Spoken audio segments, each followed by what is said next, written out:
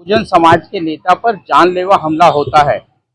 कई बार जो बहुजन समाज के नेता आर पांडियन साहब हैं, कई सालों से लगातार 6 दिसंबर पर बाबा साहब अम्बेडकर के महापरिनिर्वाण दिन पर फ्राइडे घोषित होना चाहिए, इस पर कई सालों से निरंतर वो काम करते चले आ रहे हैं। ऐसे नेता पर जानलेवा हमला होता है और पुलिस प्रशासन इसको कहीं ना कहीं सही तरीके से जांच नहीं कर रहा है। हमारी मांग है कि पुलिस प्रशासन इसको सही तरीके से जांच करे।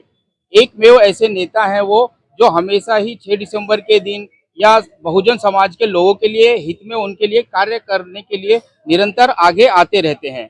ऐसे नेता पर जानलेवा हमला हो गया, लेकिन इसके बावजूद भी पुलिस प्रशासन कहीं ना कहीं पूरी तरह से जांच करने में विफल साबित हो रहा है, ऐसा हमें नजर आ रहा है। अगर पुलिस प्रशासन सही तरीके से जांच नहीं करता तो कहीं ना कहीं हम सभी लोगों को प्रशासन के खिलाफ आंदोलन करना पड़ेगा। शायद ऐसा लगता है कि कहीं ना कहीं बहुजन समाज के जब भी नेता हो या फिर जनता हो, उन पर कई बार जब हमला होता है, उनको जांच के लिए हमेशा ही संघर्ष करना पड़ता है। तो हो सकता है इस समय भी हमें अपना आंदोलन का शांतिपूर्ण तरीके से आंदोलन का जो तरीका है वो अपनाना पड़ेगा और हो सकता है पुलिस प्रशासन उसके बाद ही सही तरीके से जांच करे। ये भी प्रशासन पर अभी लंबित है। कई जगह पर मुंबई में ड्राई डे घोषित हो चुका है, लेकिन इसके बावजूद भी बाकी कई जगहों पर होना चाहिए। ऐसी इसके लिए हमेशा ही पांडियन साहब निरंतर काम करते चले आ रहे हैं। लेकिन ये ड्राई डे तो अपनी जगह पर है, लेकिन फिलहाल ऐसे नेता पर, बहुजन नेता पर, जो एकमेव ऐसे नेता हैं मुंबई में जो एक्टिव है, लेकिन इसके बावजूद भी उन पर हमला होने के बाद प्रशासन कहीं ना कहीं बहुजन नेता होने की वजह से शायद ये खामियाजा भुगतना पड़ रहा है कि पुलिस प्रशासन उसको गंभीरता से नहीं ले रहा है। अभी तक जो जांच हुई है उसमें सिर्फ 2 लोग अरेस्ट हुए हैं, जबकि पांडियन साहब का कहना है कि जिस समय उनको मारा उस समय वहां पर 3 लोग थे और वो लोग मारा मारी के चक्कर में जब वो बचने के इशारे से उनकी गाड़ी स्टार्ट नहीं हुई तो वो गाड़ी छोड़कर भाग गए। तो हम लोगों को लगा कि गाड़ी तो अब ताबे में आ गई है, कहीं ना कहीं अब आरोपी अरेस्ट कर लिए जाएंगे। लेकिन यहाँ शायद ही पुलिस ने या फिर पुलिस के साथ लोगों ने, उन आरोपियों ने इस तरह का गेम खेल दिया कि उल्टा पांडियन साहब के ऊपर ही 324 का केस भी लगा दिया। जबकि पांडियन साहब का कहना है कि उनको जब मार रहे थे वो तो पांडियन साहब गिर गए थे और उस समय वो बेहोश थे, जबकि उन लोगों ने उल्टा 324 का केस लगा दिया।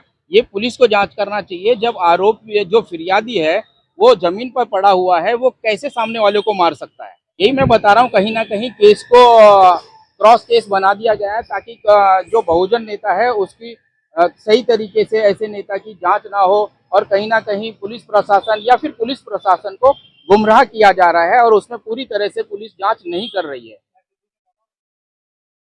हमें तो ऐसा ही लगता है कि जिस तरह से अभी तक जांच सामने आई है कि क्रॉस केस बना दिया गया है और क्रॉस केस बनाने की जानकारी भी पांडियन साहब को है नहीं, जबकि लेकिन ये क्रॉस केस बन गया तो कहीं ना कहीं ऐसे ये सब देखते हुए तो यही लगता है कि कहीं ना कहीं पुलिस भी किसी दबाव में है जो अभी तक पूरी तरह से जांच नहीं कर रही है।